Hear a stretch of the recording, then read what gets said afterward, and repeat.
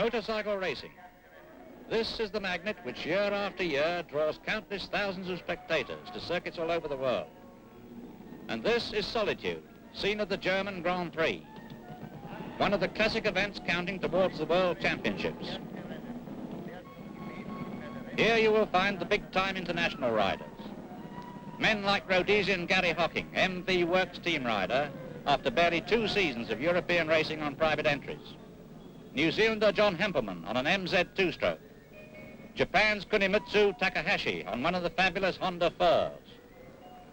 And Jim Redman, also a Rhodesian and also on a Honda. In every crowd you will find thousands of youngsters who, perhaps like you, would like to become the Hockings of tomorrow.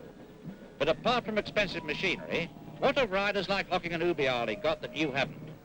Well, maybe nothing but experience. But it's experience that has been gained the hard way. For in motorcycle sport, there are no shortcuts to success. And experience comes only with practice, by riding in organized events as often as you can. Believe me, you can't learn to race on the public roads.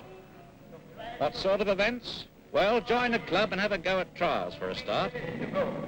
Here you have the supreme example, the Scottish 6 Days trial, organized by the Edinburgh and District Motor Club. Slow, yes, but common or mountain, mud and rocks can teach even would-be racers a thing or three about machine control. And you'll find great names like Jeff Duke, Sammy Miller and Ron Langston on many a shining national trials trophy. The bikes, pretty standard trials machinery, could be used for everyday transport at a pinch. But right now they're off for 6 days of mountaineering among the heather and the haggis, run by really experienced types like Jack Leslie, ex-road racer and trials rider.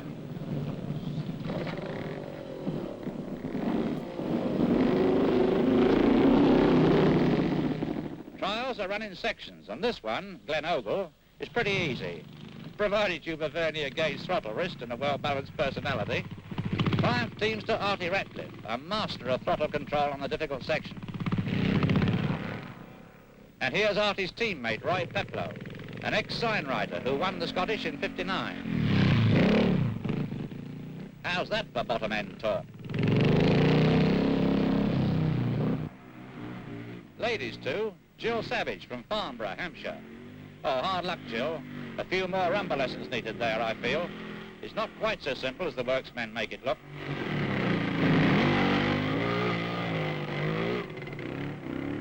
But let's move on to something much more difficult now, at Grey Mare's Ridge. This'll sort some of them out. Throttle control, balance, path picking. You have to have mastered the lot to get up here without foot slogging. Ask Tommy McNabb. Grey Mare's Ridge can teach you plenty, including 57 ways of biting the dust. Peter Gurney, Peter Davey, Donald Whidden, Harry Hawke, old Uncle Tom Cobley. But not all. When you can handle a machine like Market Garden or Gordon Blakeway, you're nesting in the top branches of the trials tree. For some, trials riding is it. And if you decide that this is your sport, there may be a works ride waiting for you. But if you're hankering after pure speed, your next step should be scrambling. It's the mixture as before, only much faster. So over to the British Motocross Grand Prix at Hawkston Park to see what the world's finest rough riders have to teach us. Sten Lundin and Lars Gustafsson of Sweden on Monarchs.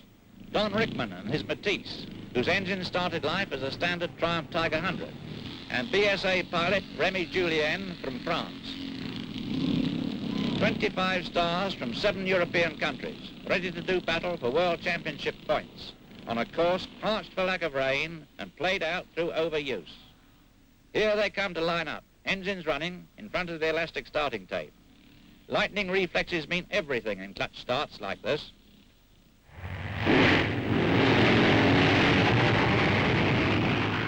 They're off, streaking like jet-propelled sand into the neck of an hourglass.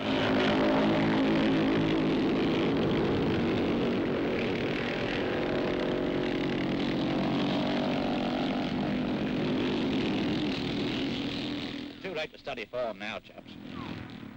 The leaders have already snatched a terrific advantage over the backmarkers. And championship runner-up Bill Nilsson of Sweden hurls his Husqvarna ahead of Derek Rickman's Matisse as they storm Hawkston's 1 in 3 hill, with Don Rickman hard after them. leaving the rest to find their way by faith, hope and astronavigation. Luckily, conditions aren't usually so bad, even in championship events.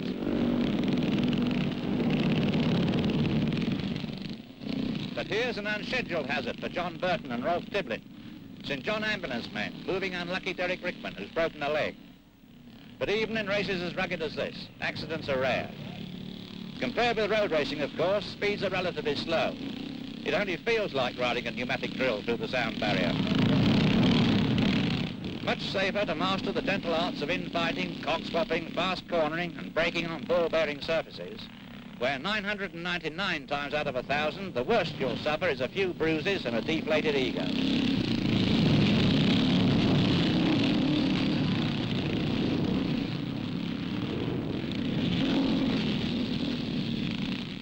Even with a Matisse, many a road racer would have got off and walked round there. But Don Rickman's lying second, ahead of PSA's Arthur Lampkin and champion Sten Lundin. Sorry about my dust here, can't stop now.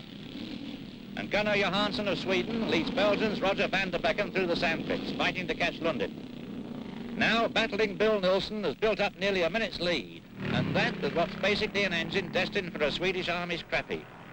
That's another advantage of scrambling. Relatively standard machinery can be tuned to concert pitch, if you've got the right brand of breath. And even new models are far cheaper than racers, besides being much less prone to develop expensive noises, provided you fit an efficient air filter, just as well in the circumstances.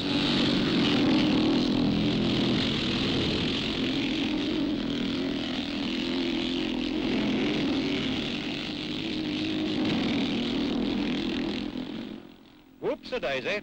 But while our friend explores the undergrowth, let's watch Bill Nilsson's flawless technique as he finishes his winning ride.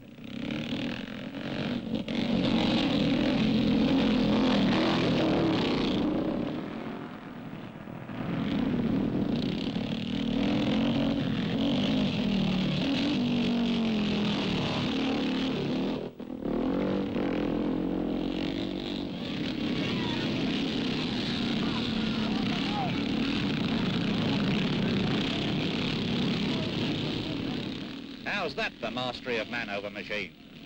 Well, when you've learnt to control a motorcycle over this sort of ground and at this sort of speed, you'll be just about ready to try a drop of the hard stuff. Real road circuit racing. Several circuit meetings are staged nowadays, especially for beginners. And if you've learnt all you can from trials and scrambles, or even if you haven't taken a blind bit of notice of the advice I've given you, in the spring, your fancy will probably turn to thoughts of racing at some place like Cadwell Park, where, although entries are usually oversubscribed, a few novices are invariably given rides. And there's often some ex-ace like Austin Monks around to help them.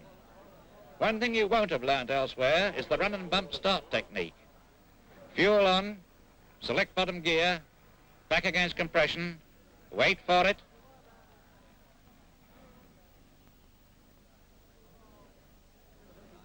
Heave away, drop the clutch and you're off, sooner or later.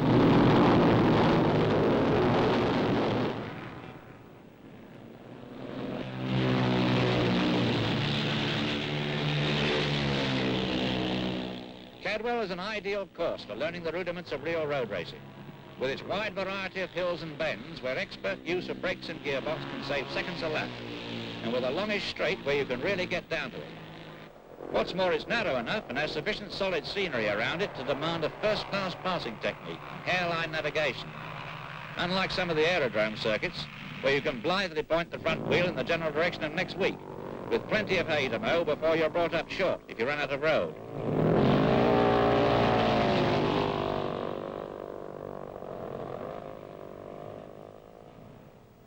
Cadwell packs all its charms into 1.3 miles, or sometimes a shade more.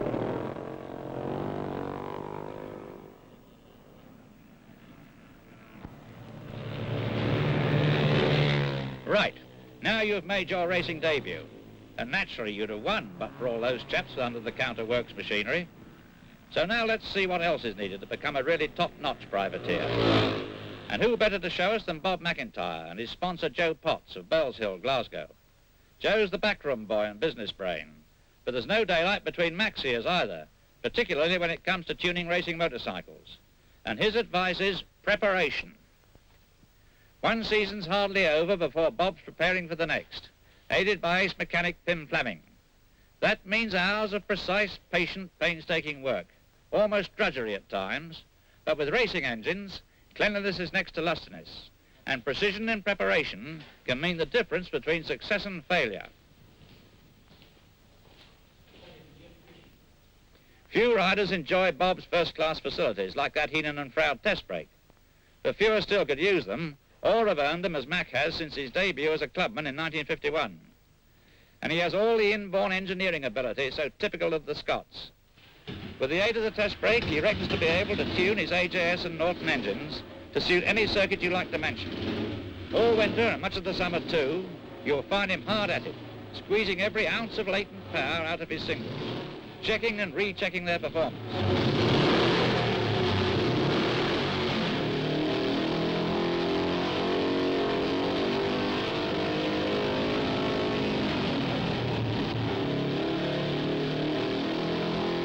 And that's only a start. Power increases in the engine may alter the handling on the track. So as soon as the model's nailed together, Bob's off to Alton Park with Alistair King to teach it the way round, to check carburation, gear ratios, suspension, the lot.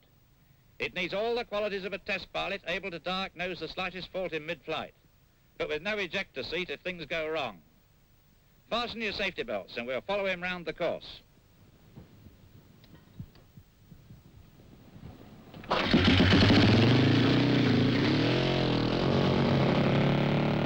It's up into second for Old Hall Corner.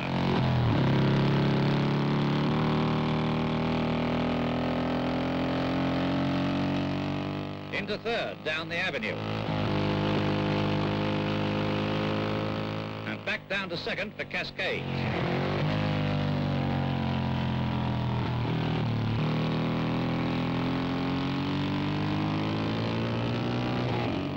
It needs a special line in chins to withstand this sort of treatment. And what's more, there's never a square inch of McIntyre in the breeze a split second longer than need be. Into third, past the island.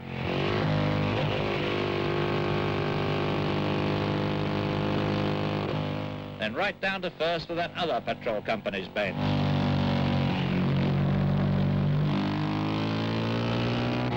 Up through the gears again until Mac's in top at the brow of the hill.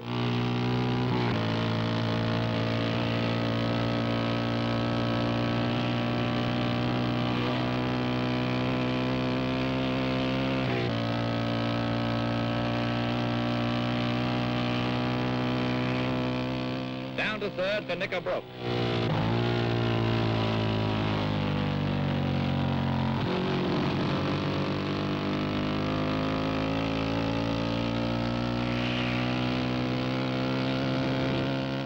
Then up to top again, before changing down to second for Druids.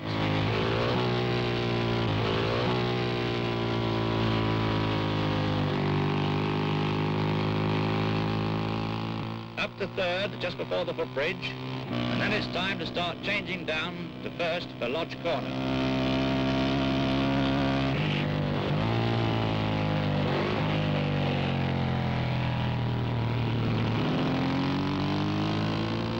Bob's ending his first lap now, so how would you like to have a go yourself? Keep an eye on the rev counter. Don't go above 8,000 in any gear. And the best of British luck to you.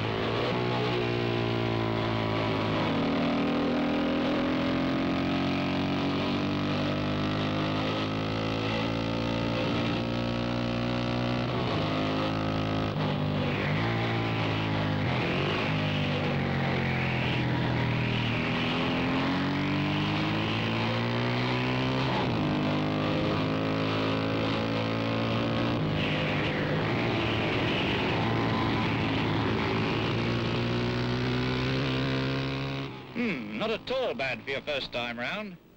With Bob, of course, this sort of thing's happening all the time. Checking his handiwork and testing new equipment. Always with a single aim in view, to win races. And above all, to win another tourist trophy. That one day may be your aim too. So let's go off to the Isle of Man. It's Wednesday, June 15, 1960. A new day and a new look for the Junior TT. 6 laps of the mountain course instead of 7. And riders away in graded pairs at 10-second intervals. But Bob and his AJS will start alone, for Gary Hocking has scratched. He's off, with nearly 2.5 hours of fierce concentration to go before the checkered flag. Favourite John Surtees on the MV4, and young Mike Hailwood with his AJS. Soon, they'll have left a narrow line of rubber all round the 37 3/4 miles course. The right line. Let's see them lay it. Bob McIntyre on Bray. Followed full chat by Surtees. On to Quarterbridge and Ballacrane. Get off line on one corner and you'll be off it for the next half dozen. But there's nothing wrong with Surtees' line at Ballacrane. Mac streaks down from Bagarrow. He's doing about 130 there. And here's John Hartle, already ahead of Derek Minter's Norton.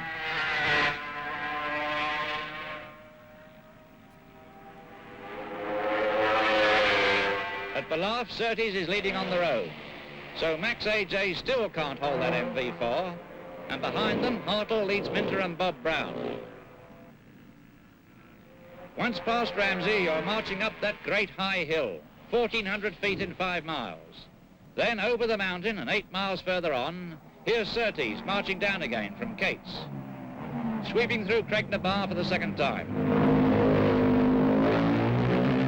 Hello. Looks as though something may be wrong there. Maybe, for on the next lap, Hartle cuts the lead by nearly 20 seconds. But the champion's still going strong at Hilbury the next time round, and straight past the pits to start his 4th circuit.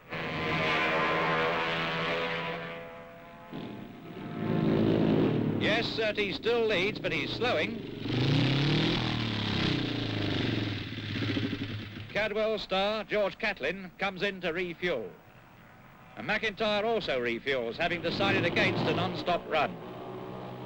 Off he goes down Bray Hill and through Quarterbridge in pursuit of Hartle.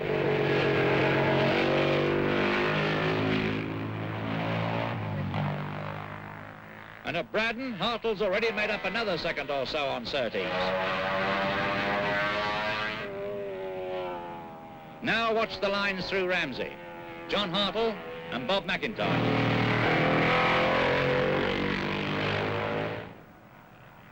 Max past the waterworks. He's gaining on Surtees too. And round the gooseneck. Braking and gear changing perfectly coordinated. Not a split second wasted.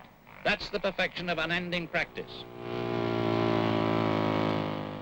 And here's neat work by John Lewis and Eddie Crooks on Governor's awkward camber. Good for them. But not for John Surtees. That signal means gremlins in the gearbox, which are going to cost him the race. Last lap, and Hartle's now firmly in the lead. At Solby, Bob's overhauling the champ. Can he catch him? Surtees' MV's flagging now. But watch his impeccable style at the Ramsey hairpin. No, Mac can't do it. He's nearly 20 seconds behind Surtees as he lines up Hilbury for the last time.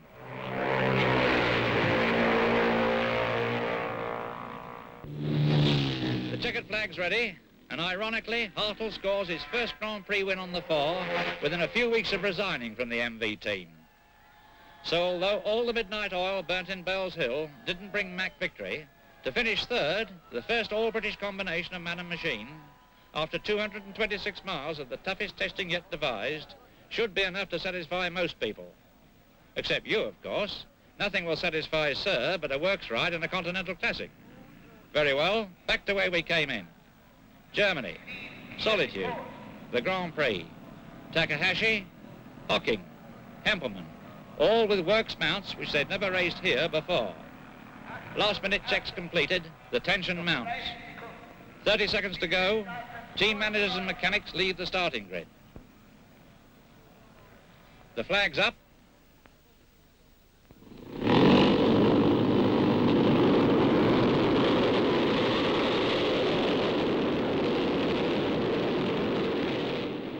Hocking streaks into the lead. I shouldn't wonder if he learnt that dodge from Surtees. He and little Carlo Ubiali are pulling well away, but the field's after them like a swarm of bees in June as they stream round Glemsec. Hello, something's happened. Yes, Carlo Ubiali slid off on a damp patch where mud's been swept away. And here's the order at Steinbach, say. Hocking MV, Hempelmann MZ, Dickie Dale MZ, and Taveri MV. Hocking holds his lead at Vyhingham. And at the back of the field, Plucky Ubiali's in the hunt again. Windscreen hole, and his left megaphone wearing a distinctly injured expression. Here come the leaders through Sandberg. Order as before.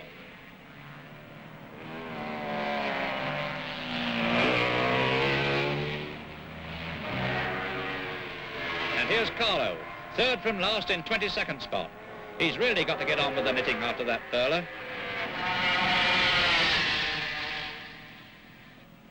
Gary's still romping away like a bankrupt from the bailiffs. He's already built up a 150-yard lead over his pursuers.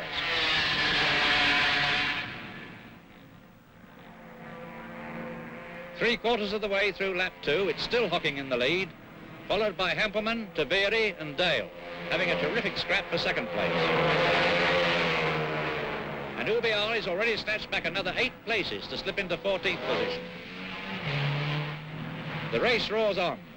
MV team manager Nello Pagani's keeping a watchful eye on things, and none better able to plot race strategy than this ex-Gutsi ace. 18 seconds lead, that's clear enough. But Honda's Oriental hieroglyphics bespoke the opposition. 6 laps gone now. Hempelmann, Taveri and Dale are almost riding one another's machines at Vyhingham in the tear-up for second place. And now Ubiali's opened up all the stops in a determined effort to move up into 6th berth. Watch Tanaka and Takahashi glance anxiously over their shoulders as Carlo closes the gap. Discounting Hocking, at the start of lap 7, it's now Dale, Hempelmann and Taveri in 2nd, 3rd and 4th places. And Ubiali is now in 6th place. Hempelmann, Taveri, Dale. And Ubiali is closing in on them rapidly. Now Dale has taken over from Taveri and is chasing Hempelmann. But never say die, Carlo has them in his sights at last. All 3 dicing furiously. But they're sitting ducks for the tiny streak of lightning from Bergamo. Just before Vyhingham, during a meteoric 8th lap, Ubiali passes all 3 of them to move into 2nd place, taking Tanaka with him into 3rd position. Despite Ubiali's awe-inspiring ride, during which he gobbled up 21 places in only 57 miles, Hocking's lead was so great that with only 3 laps to go, Ubiali was unable to make any impression on the lad from Bulawayo, now within certain sight of victory. And so young Gary Hocking wins his 3rd Grand Prix in his first season as a works rider. Carlo Ubiali's a splendid 2nd, and Tanaka 3rd. To Gary Hocking, the victor's laurels and a well-earned place in the Hall of Fame. To you, who dream of following in his wheel tracks, remember there are no shortcuts to success. Don't try to race before you can really ride. Try trials for a start. Then accelerate through scrambles to gain experience of wheel-to-wheel dicing which will prove invaluable in road racing. And spend as much time on preparation as you do in the saddle. Then, even if you don't win a Grand Prix and never land a works contract, you'll at least have a lot of fun trying.